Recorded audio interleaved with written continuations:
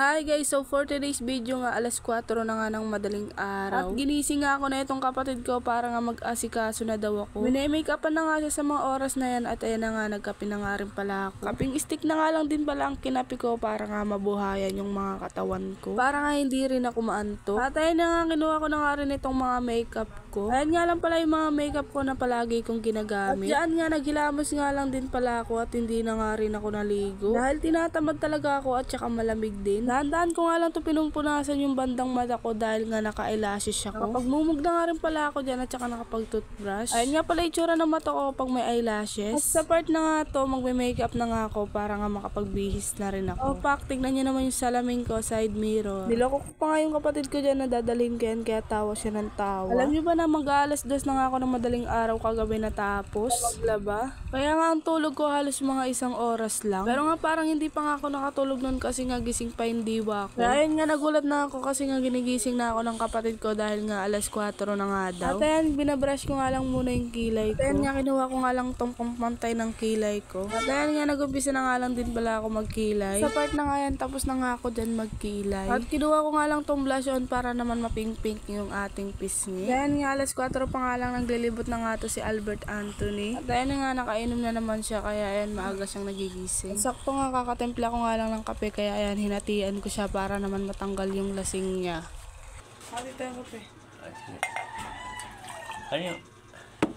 At hinigop ko na nga rin pala yung kape ko dahil nga kumukulo na yung tiyan ko. Kakain nga sana ako kaso nga anong oras na nga. At nagmamadali nga rin tong kapatid ko. Kaya kahit gutom umalis na nga rin pala kami. At nang pagtapos ko nga magkape ay na nga sinuot ko na nga rin pala yung susuotin ko. Medyo naiirita nga ako dyan dahil nga yung damit ko basang basa pa. Gabi ko na nga pala nalabahan at saka hindi pa nga na dryer. Kaya ayan sinampay ko lang at tinutok ko nga lang din sa may electric pan. At ayan nga pala yung ribbon na ikakabit ko sa kapatid ko tapos yung isa naman sa akin. At ayan nga dito nga banda sa amin halos wala pang katao-tao na dumadaan. At ayun nga nakarating na nga kami dito sa may labas ng school. Nagpicture nga silang dalawa dahil sabi ng mama ng tao isama naman siya sa picture. Para naman daw may remembrance sila paglaki nila. At dito nga halos sobrang dami ng tao dahil nga bumibili pa sila ng pin. Hindi na nga kami tumambay ng kapatid ko sa may labas para nga makaakyat na kami sa room niya. At ayun nga nang pagpasok nga namin sobrang dami na nga palang tao dito. At dyan nga natawa pa nga ako dahil nga nagkita kami ng vlogger na si Ate Inyang yung kapitbahay ko. Kaya nung nagkita talaga kami, tawa ko ng tawa. At dyan nga nakipagchismisa na nga yung kapatid ko sa mga ka-classmate niya. Ayos na nga lang din pala yung pila dahil nga bababa na. Nakalapit ko pa nga tong kapatid ko para naman tumingin sa video ko. Ay hindi talaga tumingin dahil nakipagchismisa. Kinakausap pa nga ako dyan ng kapatid ko dahil nga hindi daw ako nahiya mag-video. Sabi ko nga nilalakasan ko nga lang yung loob ko para nga paglaki niya makita niya tong pagmumukha niya. Isa-isa na nga rin pala kami bumababa ng hagdan para nga makapunta na kami doon sa ibaba. At ayan nga yung mga ka-classmate ng kapatid ko. At syempre hindi mo mawawala si Sir Daet dyan dahil ayan yung teacher nila. Alam nyo ba na sobrang bait niya ni Sir Daet kasi nga naging teacher ko din yan noon. At ayan nga sinilip ko na nga rin pala yung mga gagawin niya dahil nga isa-isa kayong lalakad. Nakalabit nga ako ng kapatid ko na sabi niya bawal nga daw mag-video. Sabi ko naman bakit naman bawal ayan lang naman gagawin. Kaya sige panalo na siya kaya nakinig na nga lang ako. At nang matapos nga kami maglakad ng kapatid ko sa may gitna na nga upo na nga rin pala kami sa gilid. Iwanan ko nga lang pala siya dyan tas doon ako sa may dulo. At tamang antay nga lang ako dito sa dulo habang nga may mga lumalakad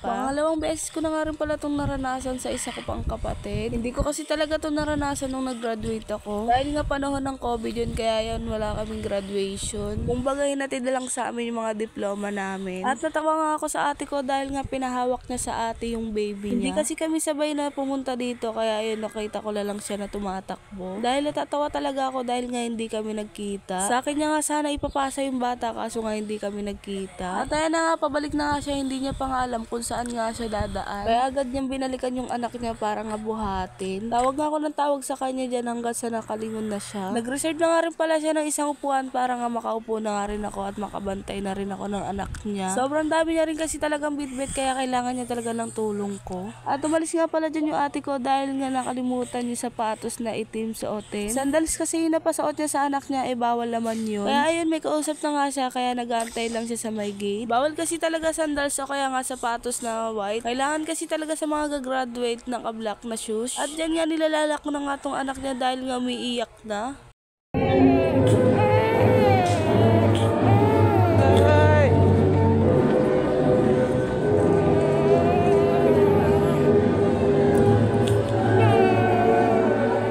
At sa wakas dumating na nga rin pala yung nanay niya. At last na nga maglalakad sa gitna itong mga teacher. Nakakatuwa lang kasi dahil nakikita ko nga yung mga teacher ko dyan simula nung grade 1 nga ako at saka kinder. Hanggang nga sa maging grade 6 nga ako nakikita ko pa sila. Comment nyo nga sa comment section kung may kilala nga kayo dyan.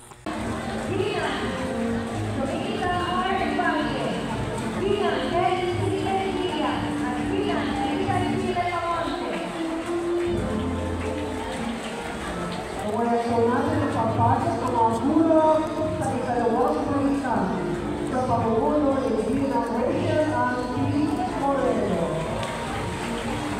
Ginang Lolita Samuel, Ginang Desiree CNN. At syempre hindi ko makakalimutan tong teacher ko na sobrang bait sa akin lalo na nung grade 2 ako. Alam niyo ba na palagi ako walang baon pero siya lagi ang nagbibigay sa akin. Minsan pa nga binibigyan niya ako ng pera at sa kanya nga rin pala ako natutong magbasa dahil napakabait talaga niya at tutok nga sa estudyante. At ayun nga rin pala si Sir Kevin yung teacher ko nung grade 6. Tapos nga nila magsilakad sa gitna na nga pala ibabandera na nga yung watawat ng Pilipinas. At bigla ko nga itong napansin tong bata na to dahil nga tulog na nakanganga pa.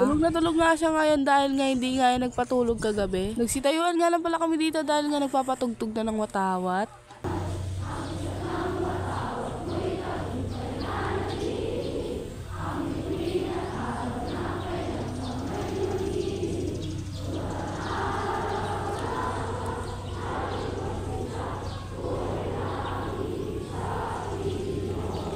At ayun nga, sobrang dami talagang graduate, halos punong-puno nga dito yung school. At bigla nga palang dumating dito si Alfred Vargas. Nandiyan nga rin pala si Mucha at saka si Shai Liban. Dito nga, sumasakit na nga pala itong mga paa ko. Sobrang haba kasi ng daliri ko sa paa kaya ayan, nananakit na. At ayun nga, binidyohan ko lang nga yung kapatid ko dahil nga rarampa na sila sa stage.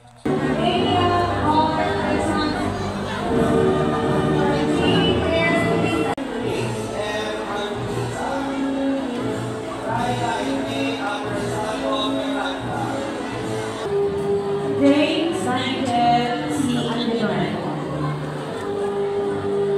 Mark Christian C. Apollo, Dan Rutzen G. Ayutan.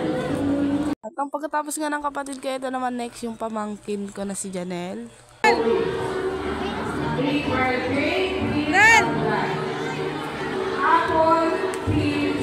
Hindi ko na nga pala na-videoan yung pamangkin ko dyan kasi nga akala ko naka-play, hindi pa pala. Kaya inis na inis talaga ako. Sabi ko pa nga paktay ako sa nanay nito dahil pinabilin pa naman sa akin na videohan siya. At sa sobrang tagal ko nga nag-aantay, bumili nga lang pala ako dito kay Kuya Sari ng siomay at saka ng palamig. Buti na nga lang may 40 pa ako dito sa may bag ko. Dahil hindi ko na nga kaya yung sikmura ko dahil nga kumukulo na. Kaya lumabas talaga ako para nga makakain. So, pupunta nga lang pala kami ni ate...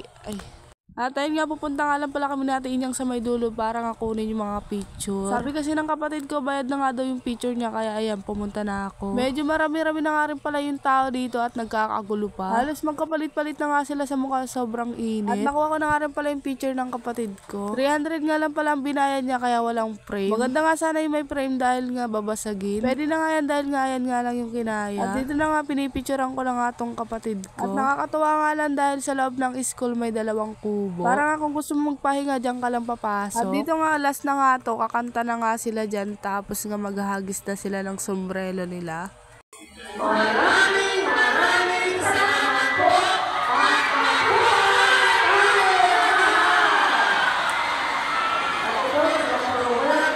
Nang matapos nga, hinanap ko nga itong pamangkin ko at saka yung kapatid ko para naman makapag-picture silang dalawa. At ayun nga, congrats nga sa inyong dalawa. At sana mag-aral kayo na mabuti at di kayo matulad sa akin na aga nagkaasawa. At hanggang dito na nga lang tayo magtatapos. Thank you for watching.